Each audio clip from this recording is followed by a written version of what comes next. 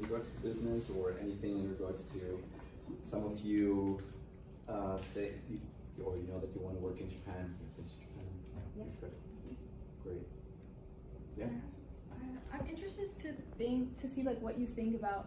Do you think any of the business culture in Japan is like inefficient from like a Western perspective? Because I'm like a business student now, so I'm like hearing some of the changes of like, I don't know, them being like indirect or implicit versus like straightforward. Do you think any of that like? It is. There are studies. I can give you a very straightforward. I'm from Germany, so I like a straightforward answer. There are studies that the productivity in Japan is below Western standards, OECD country standards. Productivity is very low because people just stay in the office because they have to, because they feel if they don't, then they have some disadvantages, like mentioned before. They will not feel like, okay, if I can't go home before dad goes home. Dad is the big boss, right?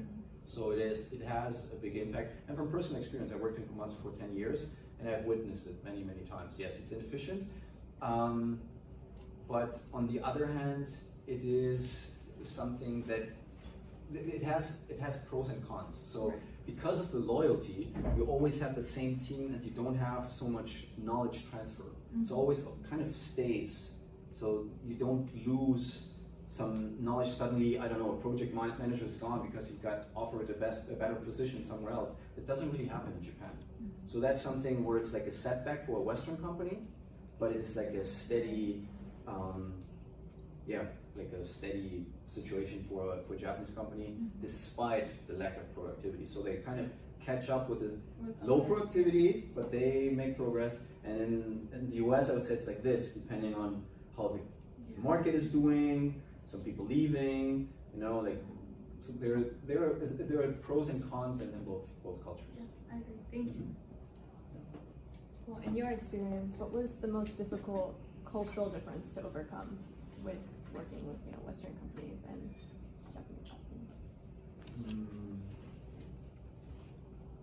Japanese companies think about long-term relationships, and Western companies think about ROI, return on investment.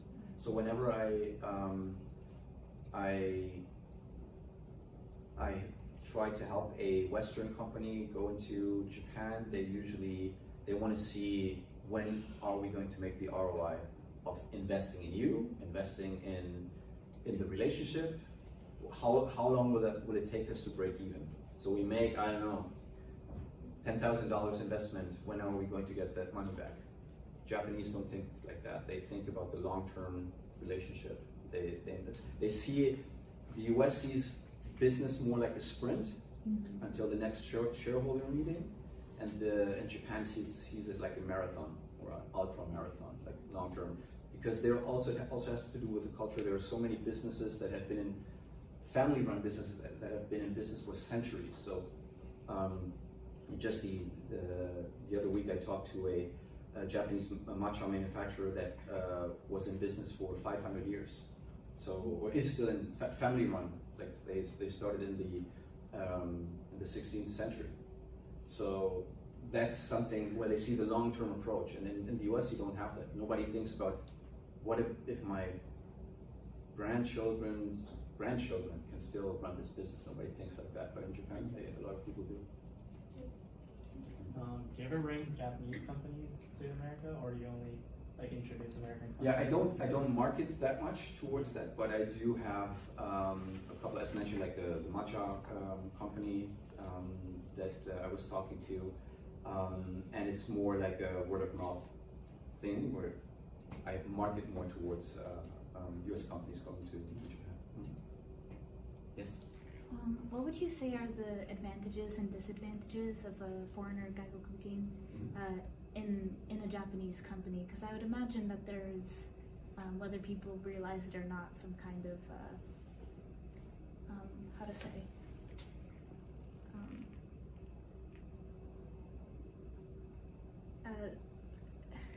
sorry. That's okay. So advantages. Discrepancies, like disadvantages. So the advantages that, let's talk about just a traditional Japanese company. Let's say you're the first foreigner in a Japanese company. they will not expect much from you except being the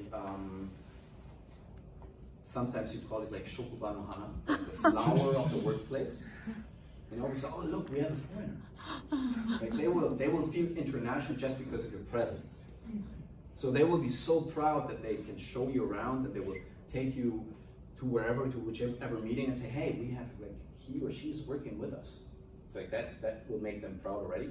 So that's, I don't know if you see that as an advantage, but you will, so that's, yeah, you could see that as an advantage. The disadvantage is that you have to really prove that you can do better than a Japanese employee, and it will take a long time to get there. And even if you are at that level, like culturally, language-wise, they still have an uncertainty because of the whole ecosystem that I was talking about, the loyalty, the familial thing.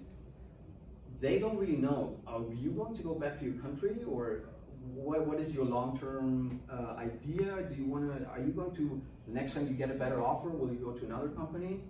So you're not, although you speak Japanese, you understand everything, you're not a KY, you can read the air and everything, you will still face that distrust from many Japanese companies, for sure. I'm speaking of personal experience. I mean, I worked for Komatsu, I worked in Japan, and I got along well, but I could always feel, of course, like the next time somebody's getting to a new position or something, and it's not most likely not going to be me, because they know that I'm not going to stay here for my whole life. So maybe does that answer your question? Or Yeah. It was mostly about like how promotions work, or like if there's some kind of promotions. So I can answer that real quick. Promotions is usually seniority. How long have you been in the company, and how dedicated were you? Did you do Did you work for long hours? Did you go to the nomikais? Did you go to golf tournaments? It's based on that. It's very, very much based on that. I wasn't sure, because you mentioned that they kind of baby us a little bit. Like when I was in Japan, even though I could speak a little bit and I wanted to try and speak too, they would always like respond in English, you know, like try and accommodate, which is very sweet, but it's a bit like almost discriminatory. Yes, I understand. Yeah. In that case, you have to be very persistent and say, "Sumimasen,練習のために日本語でもいいですか?" And you say that two times, straight, like politely, in a humble way, and they will get it. The reason is because it's not only, don't get me wrong, it's not only because they try to be sweet, it's a bit selfish. They want to learn, they want to speak English. So I understand, they don't have many opportunities to speak English. すみません、早く。どうぞ行かなきゃいけない人どうぞ行って。聞いてくれて本当に感謝しています。ありがとうございます。Thank you, everybody.